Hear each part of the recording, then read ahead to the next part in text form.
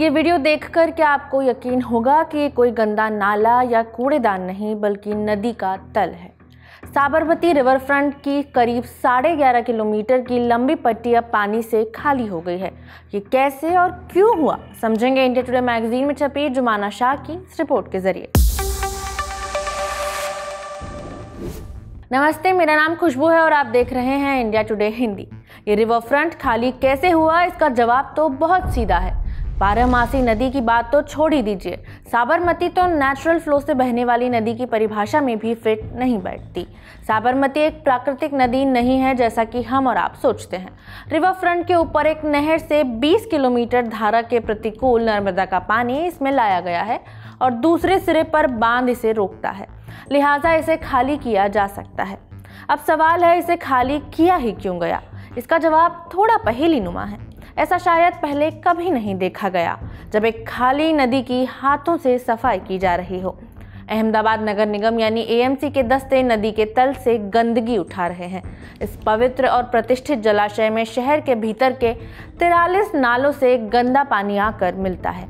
AMC ने रोज करीब 78.64 crore litre कीचड़ बहकर आने का अनुमान लगाया है। इसमें प्लास्टिक का कचरा, फेंके गए कपड़े और धार्मिक झंडे भी जोड़ लें तो आप समझ सकते हैं कि महीने भर लंबे अभियान के पहले 4 दिनों में ही नदी के तल से 251 मीट्रिक टन कचरा हटाया गया।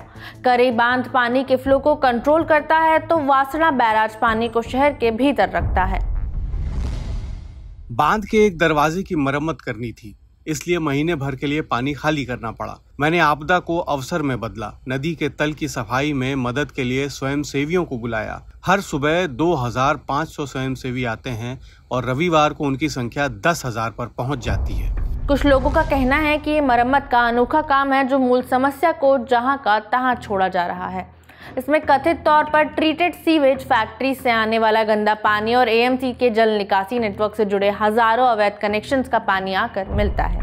शहर करीब 1693 MLD सीवेज पैदा करता है। इसके 14 सीवेज ट्रीटमेंट प्लांट यानी एसटीपी की क्षमता 1252 MLD है। रोज 1080 MLD से ज्यादा ट्रीट नहीं किया जाता क्योंकि एसटीपी समय समय पर खराब हो जाते हैं या रखरखाव की वजह से बंद रहते हैं।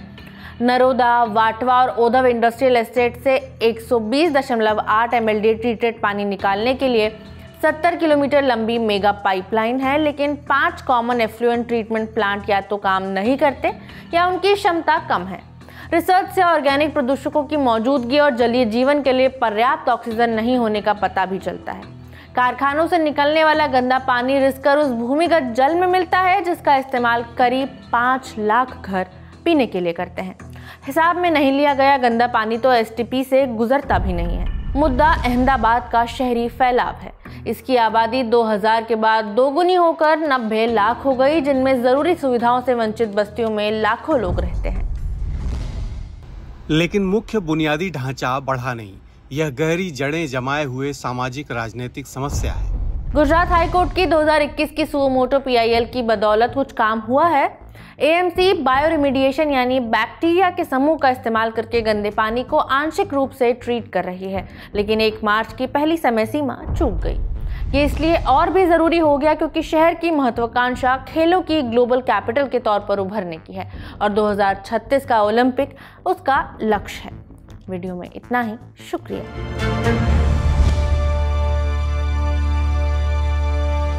इसी तरह की तसल्ली से भरी हुई एक्सक्लूसिव रिपोर्ट्स देखने के लिए सब्सक्राइब करें इंडिया टुडे हिंदी का YouTube चैनल और बेल आइकन जरूर प्रेस करें ताकि वीडियो अपलोड होते ही आपको खबर हो जाए।